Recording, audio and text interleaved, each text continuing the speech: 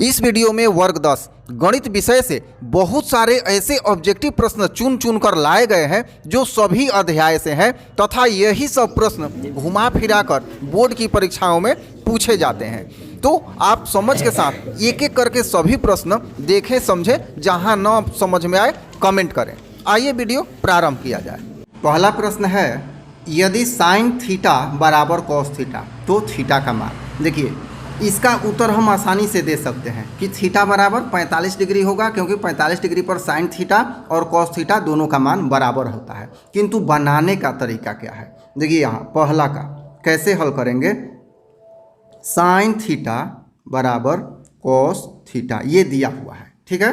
तो यहाँ पे साइन थीटा बराबर साइन 90 डिग्री माइनस थीटा ये लिख सकते हैं, बराबर कॉस थीटा होता है। अब साइन साइन कैंसिल कर देते हैं तो क्या होगा, थीटा बराबर हो जाएगा 90 डिग्री माइनस थीटा। इस थीटा को इस साइड लाते हैं तो क्या हो जाएगा, 2 थीटा बराबर 90 डिग्री। और जब 2 थीटा बराबर 90 डिग्री है तो थीटा बराबर कितना हो जाएगा, 45 डिग्री। तो ये उत्तर निकालने का सही तरीका है, किसी भी एंगल के लिए हम ये अप्लाई कर सकते हैं। चलिए, तो यहाँ क्या हो जाएगा, विकल्प दिया हुआ है पहला का डी, तो यहाँ होगा डी 45 डिग्री। दूसरा का, एक वृत्त का व्यास 14 सेंटीमीटर है, इसकी परिधि होगी। देखिए, यहाँ वृत्त का व्यास दिया हुआ है, अर्थात दूसरा नंबर प्रश्न में डी दिया हुआ है क्या, 14 सेंटीमीटर, ठीक है। तो स्पष्ट है कि आर क्या हो जाएगा, आधा 7 सेंटीमीटर। आगे बढ़ते हैं, परिधि पूछ रहा है यहाँ। देखिए, परिधि, तो परिधि हम जानते हैं 2 पाई आर होता है, परिधि 2 पाई आर होता है। तो 2 गुना 22/7 गुना 7, 7 से 7 कट गया, क्या हो गया परिधि बराबर 22 दूनी 44 सेंटीमीटर। तो यहाँ देखते हैं कि डी दिया हुआ है 44 सेंटीमीटर, तो दूसरा का आंसर हो जाएगा डी। अब तीसरा नंबर प्रश्न यहाँ कह रहा है, बिंदुओं कोऑर्डिनेट ज्योमेट्री से है -5,7 और -1,3 के बीच की दूरी निकालें। तो ये सूत्र, आप दूरी का सूत्र जानते हैं, क्या जानते हैं, x2 - x1 whole square plus y2 - y1 whole square, ये सूत्र होता है। तो यहाँ इसी पे हम अप्लाई कर देते हैं, क्या हो जाएगा। देखिए, यहाँ x2 ये, x1 ये, y2 ये, y1 ये, तो यहाँ हो जाएगा -1 minus minus plus 5 square plus यहाँ हो जाएगा 3 - 7 स्क्वायर, और अंडर रूट है तो इसको अंडर रूट करना पड़ेगा। अब ये हो जाएगा 4 स्क्वायर अब प्लस माइनस 4 स्क्वायर, तो क्या हो जाएगा, 4 चौका 16 या 4 चौका 16, माइनस है तो प्लस हो जाएगा। तो 16 16 क्या हो जाएगा, 32 अंडर रूट, और 32 का हम जानते हैं कि क्या होगा, 4√2। तो यहाँ पे 4√2 हो गया। ये आंसर कौन सा होगा, यहाँ सी दिया हुआ है 4√2, ये सही आंसर होगा तीसरा का। अब चौथा नंबर देख लिया जाए। कह रहा है कि द्विघात समीकरण bx² plus ax plus c बराबर 0 के मूल समान है। देखिए, यहाँ मूल समान है, ये आपको याद रखना होगा कि मूल बराबर हैं, बराबर तथा भिन्न है और कोई मूल नहीं है, ये तीन कंडीशन होता है। तो यहाँ कह रहा है मूल समान है अर्थात बराबर है, तो क्या होगा यहाँ बराबर में, यहाँ होता है विवेचक बराबर 0, अर्थात b² - 4ac बराबर 0। तो यहाँ हो जाएगा विकल्प ए, b² - 4ac बराबर 0। तो मूल क्या होगा, समान होगा। अब 5 नंबर प्रश्न, बिंदु 2,3 से, मतलब मूल बिंदु से पूछ रहा है बिंदु 2,3 की दूरी। तो इसके लिए आप एक सूत्र याद रखेंगे, और ये भी याद रखेंगे कि यह सूत्र जो मैं बता रहा हूँ केवल मूल बिंदु से किसी बिंदु की दूरी निकालने में लगाया जाता है। यहाँ सीधा आप लिखिएगा x² plus y² whole under root, ये मूल बिंदु से दूरी बता देगा। तो हो जाएगा यहाँ x है 2, 2 स्क्वायर, y है 3, 3 स्क्वायर, कितना हो जाएगा, हो जाएगा यहाँ 4 और 9, 13। यहाँ क्या हुआ 13, तो यहाँ हम विकल्प में देख लेते हैं सी क्या है 13 है, यहाँ पे √13, ये सी होगा इसका आंसर। छठा नंबर प्रश्न, निम्नलिखित में किसका दशमलव प्रसार शांत है? तो हम लोग जानते हैं दशमलव प्रसार शांत किसका होता है, परिमेय संख्या का, और एक होता है अनवसानी आवर्ती। तो यहाँ हम इसके अंश पे नहीं हर पे ध्यान देंगे कि कौन सा ऐसा हर का फैक्टर मतलब गुणनखंड है जो केवल 2n या 5m या 2n इंटू 5m का होता है। तो 15 ये 5 गुना 3, इसमें 3 आ रहा है, ये नहीं होगा, ये भी नहीं होगा, इसके भी फैक्टर में 2 और 5 के अलावे और आ रहा है, यहाँ है 8। तो 8 बराबर क्या होगा 2 गुना 2 गुना 2 अर्थात 2⁻3। तो ये इस रूप का हो रहा है। तो इसलिए ये जो विकल्प ए है इसका दशमलव प्रसार जो है क्या है शांत है। तो छठा का हो जाएगा विकल्प ए। सातवां नंबर प्रश्न देखा जाए, बिंदुओं -2, 3 और 4, 1 को मिलाने वाली रेखाखंड के मध्य बिंदु का नियामक है। यहाँ 4 विकल्प दिया हुआ है। तो सातवां नंबर प्रश्न कैसे सॉल्व करेंगे? मध्य बिंदु का निर्देशांक क्या होता है, x1 + x2 बटा 2, y1 + y2 बटा 2। ये सूत्र आप याद रखेंगे। अब चलिए इस पे हल कर लेते हैं। तो क्या होगा -1 + 4 बटा 2, यहाँ -2 है तो -2 पुट करेंगे, ये -2 + 4 और 3 + 1 बटा 2। तो ये क्या हो जाएगा, ये हो जाएगा 2 बटा 2, 4 बटा 2। ये कटेगा 1, ये कटेगा 2, क्या हो गया यहाँ 1, 2। तो विकल्प में खोजते हैं कहाँ दिया हुआ 1, 2, तो ये है पहला ए 1, 2। आठवां, एक लंब वृत्तीय बेलन जिसकी त्रिज्या r तथा ऊंचाई h है का वक्र पृष्ठीय क्षेत्रफल क्या होगा? अब देखिए यहाँ आठवां प्रश्न में वक्र पृष्ठीय क्षेत्रफल पूछ रहा है। तो बेलन का वक्र पृष्ठीय क्षेत्रफल क्या होता है?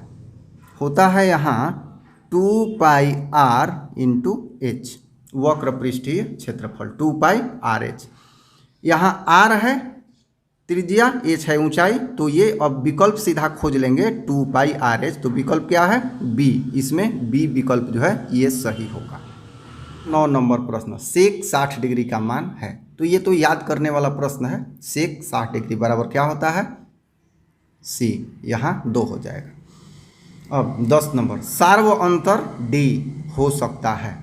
यहाँ सार्व अंतर देखिए एपी से प्रश्न है, तो सार्व अंतर धनात्मक, ऋणात्मक, शून्य, इनमें से सभी। तो एपी के लिए एक बात याद रखना है कि सार्व अंतर धनात्मक भी हो सकता है, ऋणात्मक भी हो सकता है, शून्य भी हो सकता है। देखिए यहाँ सार्व अंतर जब यहाँ पे हम लेते हैं 10 नंबर, यहाँ पे हम 10 नंबर लेते हैं, मान लिया जाए कि 10, 8, 6 इस तरह का एपी हो, तो क्या होगा ये घटता जा रहा है, तो ये निगेटिव सार्व अंतर इसका आएगा। अब यही 2, 4, 6 अगर इस तरह से है तो इसका पॉजिटिव सार्व अंतर आएगा। और एक एपी ऐसा भी मिलता है जैसे 4, 4, 4, 4 ये आता रहे, तो ये भी एपी में है, इसका सार्व अंतर क्या होगा 0 होगा। तो इस तरह से यहाँ पे तीनों सही होगा। तो क्या लिखेंगे डी, इनमें सभी। 11 नंबर प्रश्न, 5 + 3√2 है, क्या है? मुख्य रूप से यहाँ पूर्णांक तो है नहीं, परिमेय अपरिमेय में बताना है। तो देखिए यहाँ जिसमें भी अपरिमेय संख्या लगी हो वह संख्या अपरिमेय हो जाती है, गुणा अगर कर दिया जाए तो ये है अपरिमेय। और ये क्या है देखिए यहाँ ऐसे समझते हैं 11 नंबर। यहाँ 5 क्या है ये परिमेय, और 3√2 क्या है अपरिमेय। अपरिमेय, तो यहाँ परिमेय प्लस अपरिमेय क्या होता है अपरिमेय होता है। तो ये पूरी संख्या क्या हो जाएगी अपरिमेय हो जाएगी, अर्थात बी उत्तर होगा। यहाँ 12 नंबर, इनमें से कौन अभाज्य है? अभाज्य का मतलब किसी से न कटे। तो आप देखिए कौन सा होगा अभाज्य। यहाँ स्पष्ट है कि 9 7 63 और ये 3 से है, ये 4 से 7 से दोनों से है। यहाँ जो 71 है ये अभाज्य है, ये किसी से नहीं कटता है, अभाज्य संख्या है। तो आंसर हो जाएगा सी।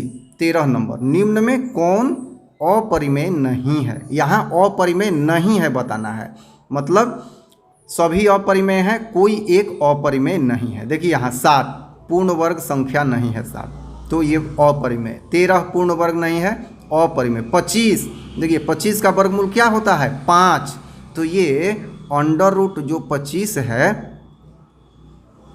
इसका मान क्या हो जाएगा? 5। अब इस पे तो रूट है नहीं, तो ये हो जाएगा परिमेय और ये है अपरिमेय। तो यहाँ कहेंगे कि अंडर रूट 25 जो है अपरिमेय नहीं है। आंसर होगा सी। प्रश्न नंबर 14 कह रहा है कि निम्नलिखित में किस परिमेय संख्या का दशमलव प्रसार शांत है? तो दशमलव प्रसार शांत कब होगा? 2 to the power m, 5 to the power m या 2 to the power n into 5 to the power m के स्वरूप का कौन सा हो? Q हो, अर्थात हर हो। तो हर देखते हैं, ये तो 3 है, कट भी नहीं रहा है। यहाँ पे 60 है, 3 है इसमें, ये नहीं होगा। 7 5 35, 7 है, ये नहीं होगा। यहाँ 160 हो सकता है, तो चेक किया जाए। 16 गुना 10 होगा, 16 गुना क्या होगा? 10 होगा। तो 16 में यहाँ जब हम करेंगे तो हो जाएगा 2 गुना 2 गुना 2 गुना 2, 4 2 होगा, और 10 में क्या होगा? 2 होगा और 5 होगा। तो यहाँ हम देख रहे हैं कि 2 और 5 के अलावे कोई नहीं है, तो यहाँ ये हो जाएगा 2 to the power 5 इंटू 5 का पावर 1। तो ये होगा, ये क्योंकि 2 to the power n into 5 to the power m के रूप का है, तो ये बी नंबर 11/160, ये इसका दशमलव प्रसार क्या होगा? शांत होगा। 15 नंबर प्रश्न, 2 लगातार सम संख्याओं का महत्तम समापवर्तक अर्थात HCF लगातार सम संख्या है। तो देखिए 2 लगातार सम संख्या का मतलब क्या? जिसमें 2 से भाग लग जाए, और 2 लगातार है तो एक 8 होगा, तो एक क्या होगा? 10 होगा, या एक 12 होगा तो दूसरा क्या होगा? 14 होगा, इस तरह से। तो इसमें कह रहा है कि इसका HCF क्या होगा? तो ऐसी संख्याओं में हमेशा ही 2 जो है उभयनिष्ठ होगा। 2 क्या होगा? उभयनिष्ठ होगा। तो 2 लगातार सम संख्याओं का मस अर्थात HCF क्या हो जाएगा? 2 हो जाएगा। तो उत्तर होगा सी। यदि अल्फा तथा बीटा द्विघात बहुपद x² प्लस x माइनस 2 के शून्यक हो तो 1/अल्फा प्लस 1/बीटा का मान होगा। अब ऐसे प्रश्न में क्या होता है? तो सीधा हम करेंगे अल्फा प्लस बीटा बटा अल्फा बीटा। क्यों? क्योंकि यह 1/अल्फा प्लस 1/बीटा के बराबर होगा। तो यहाँ पर ये इतना हो जाएगा। अल्फा प्लस बीटा बराबर क्या होगा? तो अल्फा प्लस बीटा बराबर हो जाएगा शून्यकों का योगफल अर्थात -b/a। यहाँ b है 1, a है 1, तो -1। अब अल्फा इंटू बीटा, ये शून्यकों का गुणनफल -2/1, तो हो जाएगा -2, माइनस माइनस कैंसिल 1/2। तो यहाँ पे दिया हुआ विकल्प क्या होगा? 1/2। तो 16 नंबर का क्या हो जाएगा? 1/2। अब 17 नंबर प्रश्न, यदि किसी समांतर श्रेणी का nवां पद an प्लस b है तो इसका पदांतर है। आइए इसको विस्तार से यहाँ समझते हैं। देखिए यहाँ n बराबर 1, जब n बराबर 1 ले लेते हैं तो क्या होगा? an, तो a गुणा 1 अजोड़ b, तो हो जाएगा a प्लस b। ये होगा कौन सा पद? पहला पद, क्योंकि हमने n बराबर 1 लिया है। अब जब दूसरे पद में n बराबर 2 ले लेते हैं तो क्या होगा? a गुणा 2 प्लस b, तो ये क्या हो जाएगा? 2a प्लस बी, ये क्या होगा, ये a2 होगा।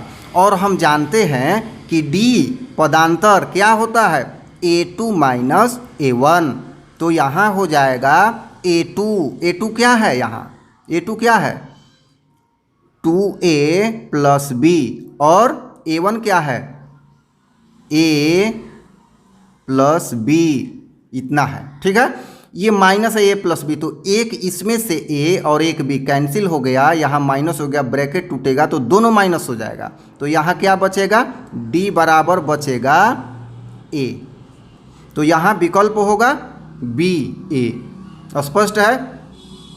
18 नंबर प्रश्न, यहाँ 18 नंबर है p 6, -5 का भुज। तो हम जानते हैं भुज क्या होता है, पहले निर्देशांक ज्यामिति में भुज, तो यहाँ होता है, पहले होता है x, y, और इसी को कहते हैं यहाँ पर भुज, और कमा होता है कोटि।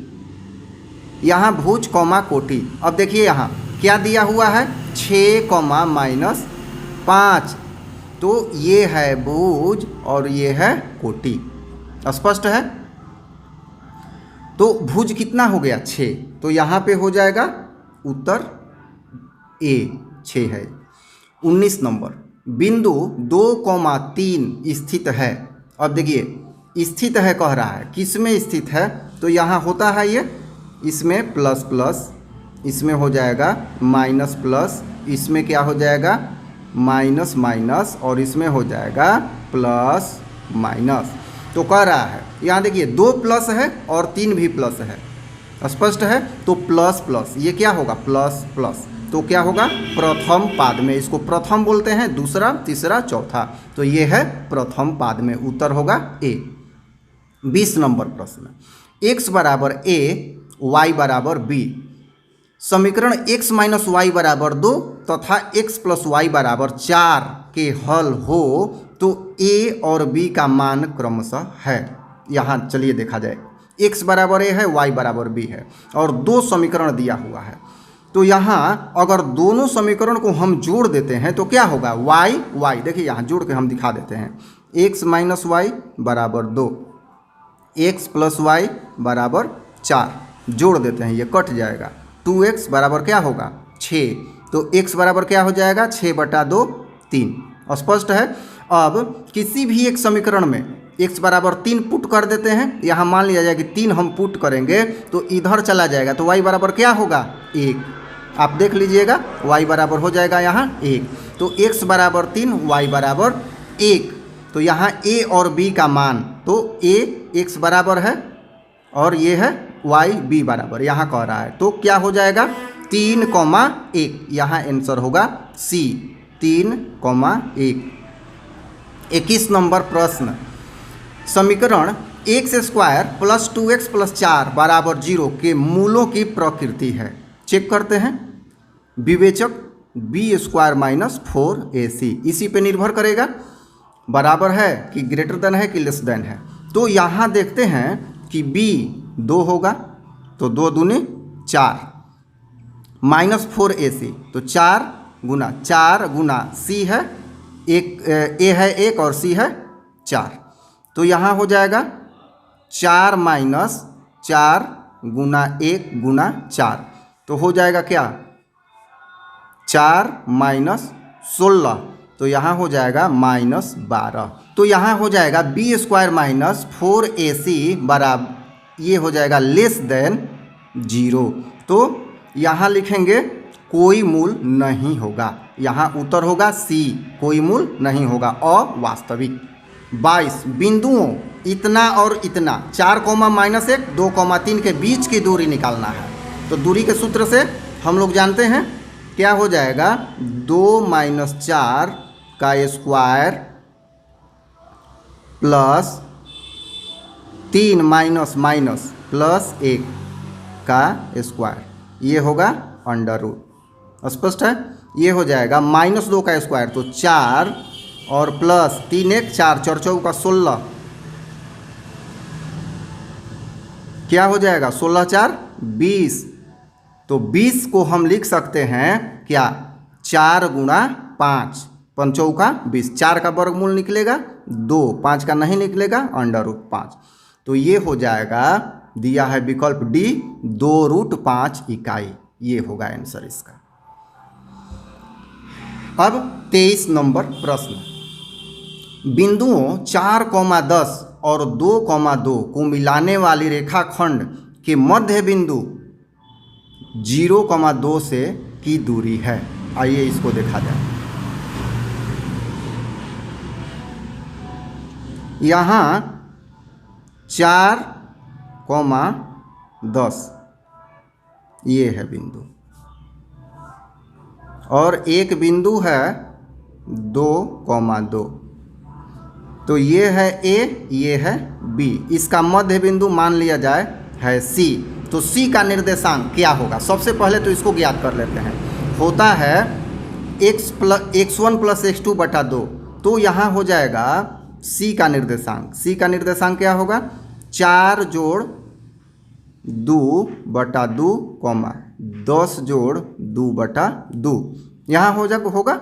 अब ये जब कटेगा तो 4 2 6 बटा 3, 3 और ये होगा 10 2 12 बटा 3, ये होगा 6, तो ये हो जाएगा 3,6। अब कह रहा है यहाँ प्रश्न में कि 0,2 यहाँ मान लिया जाए कि ये है एक बिंदु और डी जिसका निर्देशांक है 0,2, तो इसके बीच की दूरी निकालना है। तो देखिए यहाँ बीच की दूरी क्या हो जाएगी इसकी, यहाँ देख लिया जाए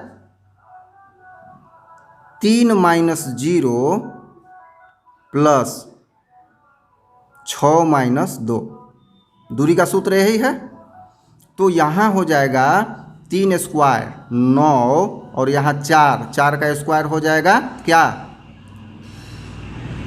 4 चौका 16, तो हो जाएगा यहाँ पर 25 और 25 का क्या होगा 5। तो यहाँ माइनस तो होगा नहीं क्योंकि प्लस माइनस होगा, यहाँ प्लस लेंगे तो आंसर हो जाएगा सी 5 इकाई। स्पष्ट है, समझ में आ गया होगा। 24 नंबर प्रश्न, यदि त्रिभुज के शीर्षों के निर्देशांक ये दिया हुआ है, इतना देख लीजिए 2,4 0,6 4,-1, तो त्रिभुज के केंद्रक के निर्देशांक होंगे। यहाँ पर त्रिभुज के केंद्रक का निर्देशांक नहीं पता है आपको, तो यहाँ पे याद कर लीजिएगा।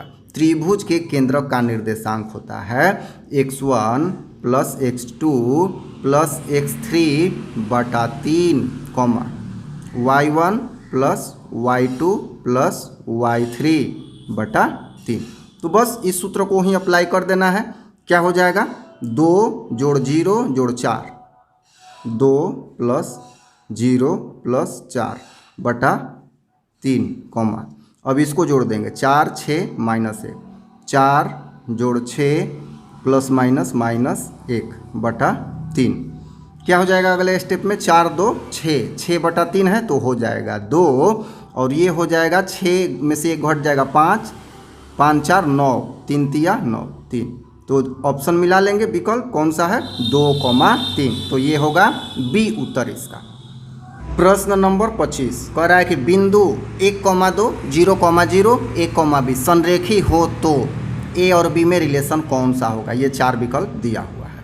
तो देखिए संरेखी होगा कब? त्रिभुज का क्षेत्रफल 0 हो जाएगा। अब त्रिभुज का क्षेत्रफल जब 0 हो जाएगा तो आप एक सूत्र जानते हैं त्रिभुज का क्षेत्रफल का कि x1 1/2 x1 × y2 - y3 + x2 y3 - y1 + x3 y1 - y2 ये होता है। तो इस पर हम बैठा देते हैं 1/2 क्या हो जाएगा x1, तो देखिए यहाँ x1 है 1 और ये हो जाएगा 0 - b। दूसरा स्टेप यहाँ 0 होगा, ये 0 और हो जाएगा b - 2। तीसरा स्टेप यहाँ a होगा और हो जाएगा यहाँ 2 - 0 बराबर 0। ये देख लीजिए बराबर 0। ये टोटल 0 के बराबर होगा। तो ये 1/2 हट जाएगा, इसको हल कर लेते हैं। 0 बराबर -b, ये तो 0 हो जाएगा, +0 और +2a, तो क्या हो जाएगा, ये माइनस इधर जाएगा, तो b बराबर 2a यहाँ हो गया। तो यहाँ देखा जाए b बराबर कौन सा है, 2a, तो उत्तर होगा इसका C। अगला प्रश्न है, दो समान कोणिक त्रिभुज में उनकी संगत भुजाओं का अनुपात सदैव समान होता है, यह कथन किसका है? तो यह थेल्स प्रमेय से रिलेटेड है, तो उत्तर होगा C। अब यहाँ देखा जाए, यदि किसी त्रिभुज के दो भुजाओं के वर्गों का योग तीसरी भुजा के वर्ग के बराबर है, तो तीसरी भुजा के सम्मुख कोण का मान होता है। ये समझिए यहाँ, यह प्रमेय जो है किस त्रिभुज में लागू होता है? तो समकोण त्रिभुज में तीसरी भुजा जो कर्ण होती है, यह शेष दो भुजाओं के वर्गों के योग के बराबर इस तीसरी भुजा का वर्ग बराबर होता है। तो ये कर्ण का सम्मुख भुजा कौन सा होगा? 90 डिग्री, तभी तो समकोण त्रिभुज होगा। तो ये होगा आंसर C, 90 डिग्री। अब 28 नंबर प्रश्न देखते हैं। त्रिभुज ABC समरूप त्रिभुज DEF, BC बराबर 3 दिया है, EF बराबर 4 दिया है। त्रिभुज ABC का क्षेत्रफल दिया है, त्रिभुज DEF का क्षेत्रफल बताना है। तो इसमें देखिए एक प्रमेय है कि त्रिभुज के क्षेत्रफल का अनुपात उनकी संगत भुजाओं के वर्गों के अनुपात के बराबर होता है, तो यही इसमें अप्लाई होगा। देखिए यहाँ त्रिभुज ABC ये है, मान लिया जाए कि ये त्रिभुज ABC का क्षेत्रफल, एरिया ऑफ त्रिभुज DEF ये का क्षेत्रफल। तो यहाँ हो जाएगा कौन सा दिया है भुजा? BC और EF, तो यहाँ हो जाएगा ये BC, तो ये होगा EF, तो BC स्क्वायर बटा EF स्क्वायर। यहाँ दिया हुआ है कितना? दिया हुआ है 54, और ये निकालना है, तो इसको हम x लिख देते हैं बराबर, ये BC जो दिया है 3 दिया है, तो 9 हो जाएगा। EF 4 दिया है, 16 हो जाएगा। तो 9 छक्के क्या होगा? 54, 6 हो जाएगा। x बराबर 16 में 6 से गुना हो जाएगा, 16 छक्के 96, तो ये हो जाएगा 96। इसमें देखेंगे कौन सा है, तो B है, B विकल्प इसका सही होगा। 29 नंबर प्रश्न, वृत्त के अंदर एक दिए हुए बिंदु से वृत्त पर कितनी स्पर्श रेखाएं खींची जा सकती है, इसको समझा जाए। ये मान लिया जाए कि ये वृत्त है, ठीक है, ये एक वृत्त हो गया। अंदर कोई बिंदु है, तो अंदर बिंदु है तो इससे एक भी स्पर्श रेखा नहीं खींची जा सकती है। कहीं भी होगा तो ये प्रतिच्छेद कर देगा, कहीं खींचेंगे तो। यहाँ पर बाहर अगर हो तो 2 स्पर्श रेखाएं खींची जा सकती है, तो यहाँ लिखेंगे कि 0, एक भी नहीं खींचा जा सकता है, उत्तर होगा D। अब तीसरा नंबर प्रश्न, यदि त्रिभुज ABC तथा DEF में AB बटा DE बराबर BC बटा EF, इसके लिए आपको फिगर बनाना पड़ेगा। देखिए यहाँ ये है ABC और ये है त्रिभुज DEF, ये 2 त्रिभुज है। कंडीशन दे दिया है कि AB बटा DE बराबर BC बटा EF, ये कंडीशन दिया है, ठीक है। तो यहाँ हम देख रहे हैं कि AB ये DE इसके संगत, ठीक है, और B यहाँ BC ये जो है इसके संगत है। तो यहाँ कौन सा कोण पड़ रहा है बीच में?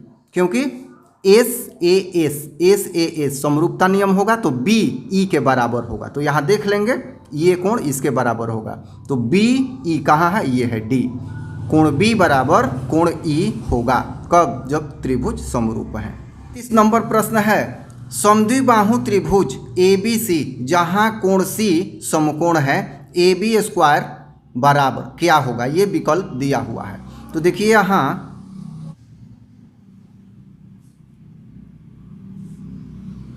ABC यहाँ त्रिभुज दिया हुआ है, कह रहा है कि C समकोण है और पूछ रहा है यहाँ AB स्क्वायर बराबर क्या होगा। तो AB स्क्वायर कर्ण है, तो क्या होगा? यहाँ ये कह रहा है कि समकोण समद्विबाहु है, यहाँ समद्विबाहु है तो दोनों बराबर होगा।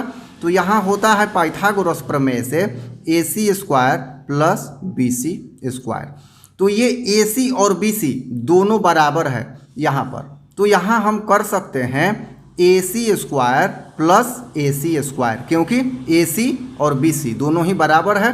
तो क्या हो गया 2AC स्क्वायर। तो AB स्क्वायर किसके बराबर हो गया 2AC स्क्वायर के, तो उत्तर हो जाएगा A 2AC स्क्वायर। 32 नंबर प्रश्न, किसी बाह्य बिंदु P से एक वृत्त जिसका केंद्र O है पर खींची गई दो स्पर्श रेखाओं PA और PB के बीच का कोण 80 डिग्री है, तो कोण POA का मान होगा। चलिए यहाँ एक एक प्रश्न को समझना होगा, केवल आंसर करने से नहीं हो जाएगा। ये एक वृत्त है, कह रहा है कि यहाँ से एक स्पर्श रेखा जा रही है, एक यहाँ से स्पर्श रेखा जा रही है। तो यहाँ हम जानते हैं कि जो स्पर्श रेखा है उस पर जो त्रिज्या होती है ये समकोण अंतरित करती है। तो यहाँ से इसको मिला दिया जाए, क्योंकि पूछ रहा है ये O है और यहाँ पर P है, ये है A और ये है B। कह रहा है कि यहाँ जो है ये 80 डिग्री बन रहा है 80, तो इसको हम मिला देंगे तो हम जानते हैं कि इसमें जो त्रिभुज बनता है, दो त्रिभुज ये और ये सर्वांगसम होते हैं, तो ये 80 है अर्थात ये 40, तो ये भी 40 डिग्री होगा, क्योंकि ये टोटल कितना है 80 है। अब प्रश्न पे आते हैं, कोण POA, कोण POA अर्थात इस कोण को पूछ रहा है, ध्यान दीजिएगा। तो हम जानते हैं कि त्रिभुज POA में ये है 40, ये पूछ रहा है, तो कोण POA और प्लस ये है 90, और तीनों कोण किसी भी त्रिभुज का तीनों कोण मिलके कितना डिग्री होता है 180 डिग्री। तो यहाँ कोण POA ये 40 और 90 क्या हो जाएगा 130, उस साइड भेज देते हैं, तो 180 घटाओ 130 घट के कितना हो जाएगा 50 डिग्री। तो 32 में देखेंगे 50 डिग्री कहाँ दिया हुआ है, तो उत्तर है A 50 डिग्री, यहाँ A होगा। 34 नंबर प्रश्न, समांतर श्रेणी 8, 10, 12 का 10वां पद। देखिए कोई भी पद निकालना हो अर्थात तो हमें A10 निकालना है, तो हम जानते हैं कि A प्लस 9D होगा, एक कम।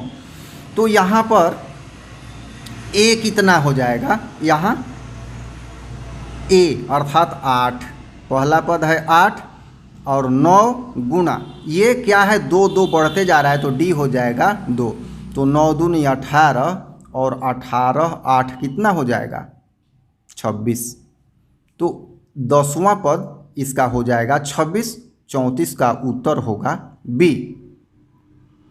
35 नंबर प्रश्न, यदि समीकरण x square plus 2kx plus 4 equal to 0 का एक मूल 2 है, तो k का मान निकालें। एक मूल यहाँ पे 2 दिया हुआ है, तो यहाँ हम जानते हैं कि अल्फा इंटू बीटा बराबर क्या होता है C/A अर्थात 4/1, और यहाँ पर दिया हुआ है कि इन दोनों में से कोई एक मूल क्या है 2 है, तो किसी को पुट कर दें। मान लिया जाए कि अल्फ़ा को हम 2 मान लेते हैं और बीटा ज्यों का त्यों, तो 2 इंटू बीटा बराबर 4, तो यहाँ क्या हो जाएगा बीटा बराबर हो जाएगा 4/2 बराबर क्या हो जाएगा 2, अर्थात अल्फ़ा और बीटा दोनों मूल 2 हैं। पहला मूल तो 2 दिया है, दूसरा मूल बीटा भी कितना हो गया 2 हो गया, स्पष्ट है। अब पूछ रहा है कि k का मान निकालें यहाँ, तो यहाँ देखिए 2 के दिया हुआ है, ये क्या होता है ये होता है अल्फ़ा प्लस बीटा, यहाँ माइनस अल्फ़ा प्लस बीटा होता है, बराबर क्या है यहाँ 2k, ठीक है। तो यहाँ लिख दिया हमने माइनस अल्फ़ा प्लस बीटा बराबर 2k, तो हो गया यहाँ -2 + 2, क्योंकि अल्फ़ा भी 2 है बीटा भी 2 है, बराबर 2k, तो हो जाएगा -4 बराबर 2k, या k बराबर -4/2 कट गया क्या होगा -2, तो यहाँ k का मान क्या आ गया -2। तो यहाँ पर 35 का उत्तर हो जाएगा -2 आया है तो होगा इसका बी। 35 का -2 है। 36 नंबर प्रश्न, समांतर श्रेणी 21, 18, 15 का कौन सा पद शून्य है? तो ऐसे प्रश्न में मान लेते हैं कि nवां पद शून्य है, तो an बराबर क्या होता है? a plus n-1 into D, और nवां पद शून्य कर देते हैं, तो a अर्थात प्रथम पद 21 प्लस n-1 यही ज्ञात करना है, और d कितना है? -3, घटते जा रहा है तो माइनस होगा 3।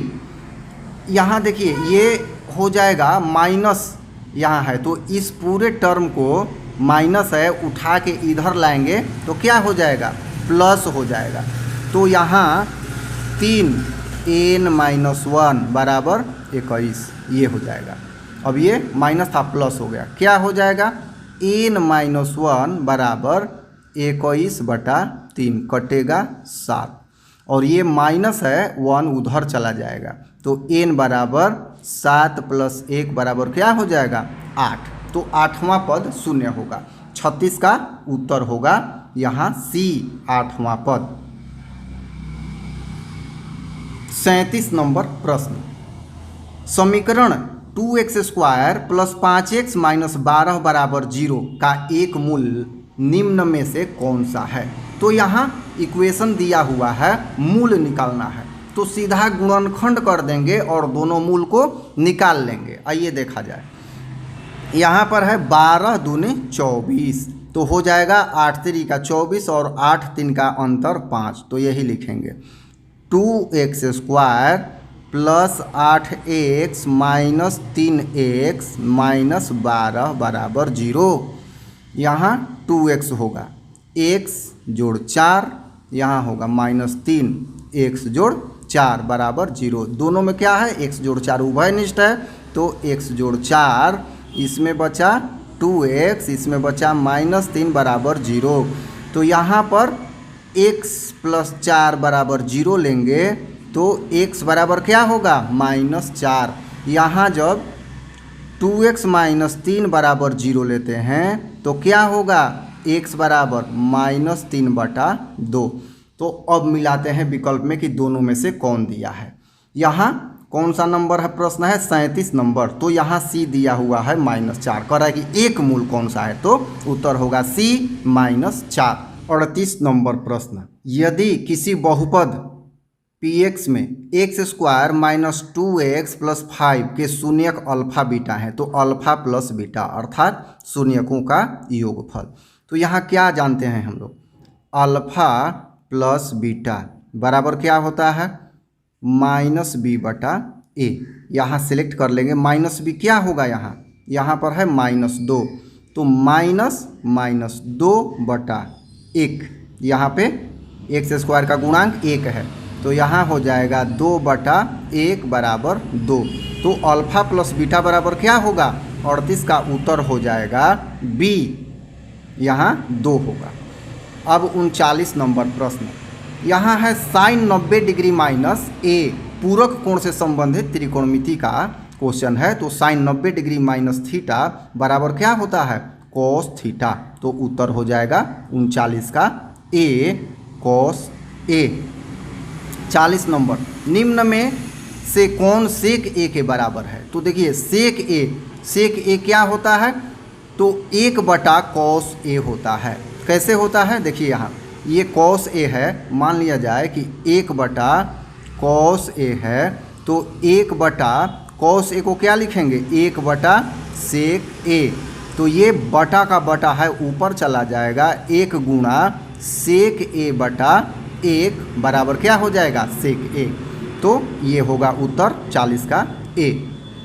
41 का प्रश्न, कोसेक 44 डिग्री बटा सेक 46 डिग्री। तो यहाँ कोसेक 44 डिग्री है, कोसेक 44 डिग्री है और ये है सेक 46 डिग्री। तो हम लोग जानते हैं कि सेक 46 को क्या लिख सकते हैं? 90 डिग्री माइनस 44 डिग्री। 90 में से 44 घटेगा तो क्या होगा 46। तो हमने 46 न लिखकर 90 में से 44 घटा के लिख दिया।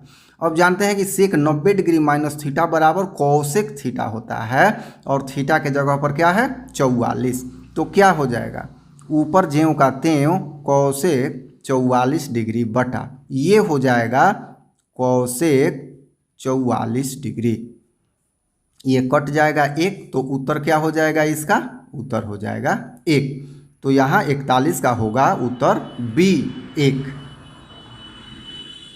अब 42 नंबर प्रश्न 2 cos स्क्वायर 60 डिग्री का मान। देखिए यहाँ 2 cos स्क्वायर 60 डिग्री तो 2 गुना cos 60 डिग्री का मान क्या होता है cos 60 डिग्री का मान होता है 1/2 और इसका है वर्ग। तो यहाँ हो जाएगा 2 गुना 1 का स्क्वायर 1 2 का स्क्वायर 4 ये कटेगा 2 बराबर 1/2। तो यहाँ हो जाएगा 42 का उत्तर डी 1/2। 43 नंबर प्रश्न यहाँ है sine square 20 degree plus sine square 70 degree. तो यहाँ पर sine square 20 degree plus sine square 70 को 70 न लिखकर 90 घटाओ 20 लिख देते हैं क्योंकि ये पूरक कोण से संबंधित है तो इसे हमें कॉस में बदलना है। यहाँ साइन स्क्वायर 20 डिग्री है। अब साइन 90 डिग्री माइनस थीटा बराबर क्या होता है कॉस थीटा और थीटा की जगह है 20। तो यहाँ हो जाएगा स्क्वायर है तो कॉस स्क्वायर 20 डिग्री। अब हो गया sine square theta plus cos square theta theta के जगह पर 20 है तो इसका मान होता है 1। तो यहाँ विकल्प में से उत्तर हो जाएगा डी 43 का 1।